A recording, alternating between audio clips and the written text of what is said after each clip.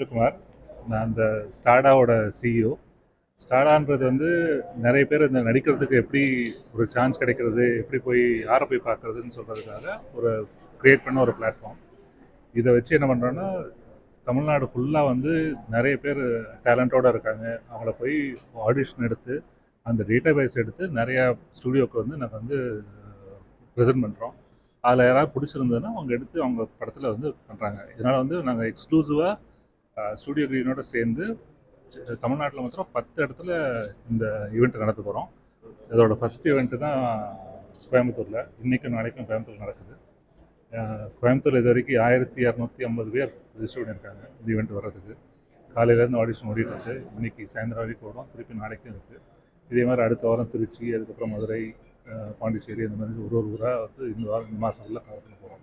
இதுதான்.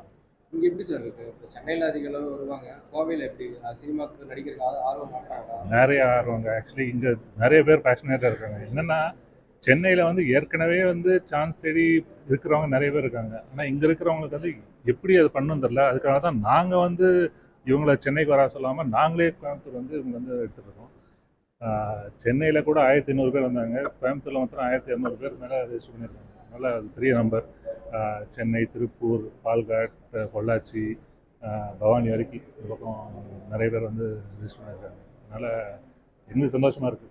இதெல்லாம் புதுமுகங்கள் பார்க்குறதுக்கு ரொம்ப சந்தோஷமாக இருக்குது. கோவிலில் அந்த திறமையானவர்களை கண்டுபிடிச்சிட்டிங்களா, இல்லை செலக்ட் ஆகிருக்காங்களா? நிறைய எத்தனையோ பாருங்கள். நீங்களே பார்த்தீங்கன்னா இந்த இப்போ ஒரு பொண்ணை இப்போ வந்து பண்ணி பார்த்தா அதெல்லாம் பார்த்தானா இவங்க வயசுக்கும் அவங்க திறமைக்கும் ஒரு இதுவே இல்லை. நிறைய பேர் ரொம்ப சூப்பராக பண்ணிகிட்ருக்காங்க. அந்த இதெல்லாம் வந்து போக போக இந்த வீடியோலாம் எடுத்து இன்னும் டீட்டெயிலாக பார்த்த அப்புறம் தான் அவங்களால எப்படி ப்ரொமோட் பண்ணுறதுன்னு பார்த்துருக்காங்க. இதுக்கு அடுத்து திருச்சி பண்ண போகிறாங்க, மதுரை, திருநெல்வேலி, வெள்ளூர், பாண்டிச்சேரி, திருப்பி சென்னையில் இன்னொரு ஈவெண்ட் பண்ணோம். சென்னையில் நவம்பரில் ஒன்று பண்ணோம், திருப்பி இந்த மாத கடைசியில் இன்னொன்று பண்ணலான்னு தோணுச்சு. 10 இடத்துல பண்ண போகிறாங்க. எத்தனை பேர் இருந்தாலும், எத்தனை ஆயிரம் வந்தாலும் சரி. நாங்கள் வந்து 1000ல் பார்க்குறோம். எங்கள் கணக்கில் இப்போ லட்சத்தில் போகும் நினைக்கிறேன். அப்படிதான் போயிட்டு இருக்கு.